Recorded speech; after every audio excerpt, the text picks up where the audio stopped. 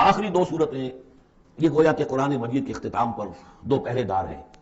یہ دو صورتیں ہیں کہ جو اصل میں مدنی صورتیں ہیں، نازل ہوئی ہے مدینہ منورہ میں، اور ان کا زمان نزول کے اعتبار سے شان نزول بھی ہے کہ ان کا حضور پر ایک مرتبہ جادو کیا گیا تھا، تو اس جادو کے اثرات کو ظاہر کرنے کے لیے یہ آیات پھر اتری ہیں، اور حضور نے پھر جب ان کی بات بار بار تلاوت کی ہے تو وہ جادو کے اثرات ہیں. یہودی نے کیا تھا جادو آپ پر، جس سے آپ کو چیزیں بھول جاتے تھے، کافی آپ کو تکلیف نہیں ہے. صحیح بخاری کے اندر یہ روایت موجود ہے. ہمارے جدید کچھ ریشنلسٹ ہیں اور جو خاص طور پر منکر حدیث ہیں، وہ سمجھتے ہیں کہ اس میں توہین رسول کی جادو کا اثر ہو سکتا ہے. رسول بھی اس اعتبار سے بشر ہوتے تھے. تلوار کا اگر کاری زخم پڑا ہے تو خون نکلا، اور خون نکل گیا تو زوفتاری ہوا ہے، زوفتاری ہوا تو بے ہوشی بھی ہوئی ہے. یعنی یہ جسم جو ہے ان کا، اس کے اعتبار سے جو بھی بخار آپ کو چڑھا ہے، بخار میں تکلیف ہوئی ہے، عالم نظر میں نہایت شدید تکلیف ہوئی ہے.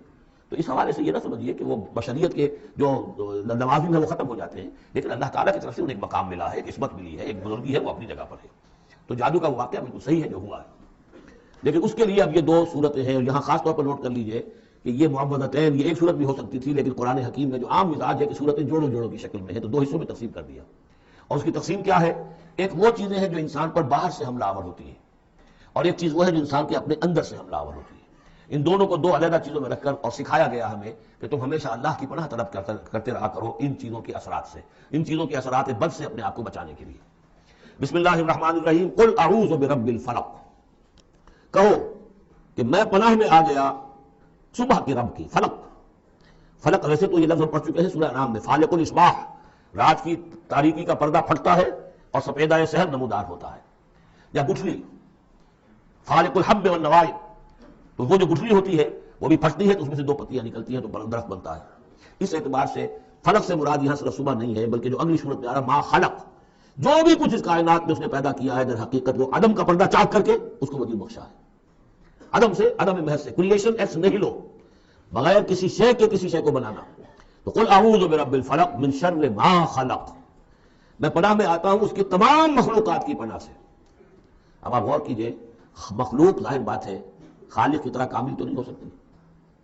مخلوق کے اندر کوئی نہ کوئی پہلو جو ہے وہ کمی کا، تقصیر کا، نقص کا رہ جائے گا. تو گویا کہ ہر مخلوق میں شر کا پوٹینشیل ایلیمنٹ موجود ہے. یہ دوسری بات ہے کہ اللہ تعالیٰ کسی کو سہارا دے دے، کسی کو تو اپنی طرف سے عصمت عطا کر دے، اپنی طرف سے خصوصی پروٹیکشن عطا کر دے. پوٹینشیلی خلق جو ہے وہ گویا کہ مستلزم ہے، اس کے ساتھ شر کے اندر کا پہلو موجود ہوگا. قل اعوذ برب الفلق من شر ما خلق، یعنی وہ شر جو ہے خود اپنی جگہ پر کوئی علیحدہ مستقل وجود رکھنے والی شے نہیں ہے، بلکہ وہ شر جو ہے خلق کے اندر جو کمی کا پہلو ہے. جیسے ہم نے انسانوں کے بارے میں پڑھا، خلق الانسان من عجل، انسان کی سرشت میں جلد بازی ہے. خلق الانسان ضعیفا، انسان کمزور پیدا کیا گیا ہے. وہ جو اس کا ہے، جو اس کا فطرت والا پہلو ہے، جو روحانی پہلو ہے، وہ تو ہے انا خلقنا الانسان فی احسن تقویم. لیکن جو یہ حیوانی پہلو ہے اس کا جو مادی وجود ہے، اس میں تو ذوق بھی ہے. ان الانسان خلق ہلوعا اذا مسہ الشر جزوعا واذا مسہ الخیر منوعا. یہ تمام چیزیں جو ذہن میں رکھیے. قل اعوذ برب الفلق من شر ما خلق، جو بھی مخلوقات ہیں ان میں سے جو بھی شر کا پہلو ہے میں اسے اے پروردگار تیری پناہ میں آتا ہوں. ومن شر غاسق اذا وقب، خاص طور پر یہ رات کی ڈھانپ لینے والی جو ہے رات، اندھیرا. یہ ظاہر بات ہے اسی پھر رات کے پردے میں چوری بھی ہے، ڈاکہ بھی ہے، اسی میں پھر غول بیابانی جو ہے، شیاطین جن ہیں ان کا بھی جو حرکتیں ہوتی ہیں، پھر یہ ساری چیزیں جو ہے اسی کے سلسلے. من شر غاسق اذا وقب، سانپ بچھو وغیرہ بھی اسی وقت نکلتے ہیں.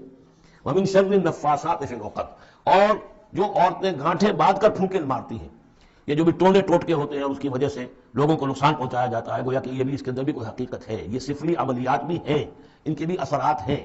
جیسے کہ ہم جانتے ہیں کہ جادو جو ہے حق ہے، برحق ہے، اگرچہ کفر ہے. شراب کی تاثیر ہے لیکن حرام ہے. کچھ نہ کچھ حقیقت ان لکیروں میں بھی ہے، لیکن ہمیں روک دیا گیا کہ ان کے چکر میں مت پڑو.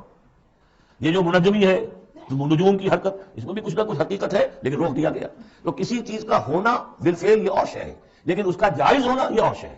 تو بالفعل یہ عملیات ہیں، جیسے اچھے اعمال ہیں اور ان کو جو ہے کوئی اچھے اوراد ہیں، اچھے وظائف ہیں، تو ان کے کچھ اثرات جو ہیں اچھے ہو سکتے ہیں. اسی طریقے سے اس قسم کی چیزوں میں جادو کے جو کلمات ہوتے ہیں ان کی بھی تاثیر ہے. اور وہ جو عورتیں جو ہے وہ جادو کرتے ہوئے، جس کو ہم کہتے ہیں کہ وہ تعویذ گنڈا وغیرہ جو ہوتا ہے، پھر وہ اس میں پھونکے مارتی ہیں، تو اللہ تعالیٰ سے میں ان کے شر سے بھی پناہ چاہتا ہوں. ومن شر حاسد اذا حسد، اور حسد کرنے والے کے شر سے بھی میں اللہ کی پناہ طلب کرتا ہوں، جبکہ وہ حسد اپنا استعمال کرے. اگر حسد ہے دل کے اندر ہے تو بات اور ہے، حسد کو بروئے کار لائے وہ، اور وہ انسان کے درپے ہو جائے اس حسد کی وجہ سے اسے کوئی نقصان پہنچانے کو. اور اسی کے تابع ہے عین، العین حق، کہ اگر انسان اس حاسدانہ نگاہ سے کسی کو دیکھتا ہے اس کے بھی اثرات ہوتے ہیں، اور اس دیکھنے کے بھی کچھ برے اثرات جو ہیں وہ ظاہر ہو جاتے ہیں.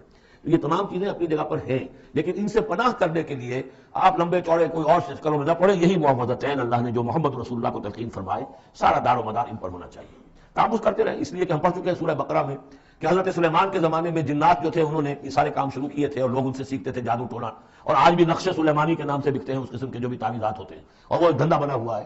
تو اس کو لوگوں نے سیکھا اور وہ لوگ جو ہے آج بھی ہمارے ہاں یہ چیزیں چل رہی ہیں، لیکن یہ چیزیں حرام کی گئی ہیں اور یہ کہا گیا ہے کہ کوئی کسی کو نقصان نہیں پہنچا سکتا جب تک کہ اللہ کا اذن نہ ہو. اگر یہ یقین انسان کے دل میں ہو تو پھر اسے کوئی نقصان نہیں ہوگا.